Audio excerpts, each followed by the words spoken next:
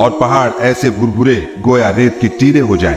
اے اہل مکہ، جس طرح ہم نے فرعون کے پاس موسیٰ کو پیغمبر بنا کر بھیجا تھا، اسی طرح تمہارے پاس بھی محمد صلی اللہ علیہ وآلہ وسلم رسول بھیجے جو تمہارے مقابلے میں گواہ ہوں گے۔ سو فرعون نے ہمارے پیغمبر کا کہا نہ مانا تو ہم نے اس کو بڑے وبال میں پکڑ لیا۔ اگر تم بھی ان پیغمبر کو نہ مانو گے تو اس دن سے کیوں کر بچو گے جو بچوں کو بوڑھا کر دے گا اور جس سے آسمان پھٹ جائے گا، یہ اس کا وعدہ پورا ہو کر رہے گا۔ یہ قرآن تو نصیحت ہے، سو جو چاہے اپنے پروردگار تک پہنچنے کا راستہ اختیار کر لے۔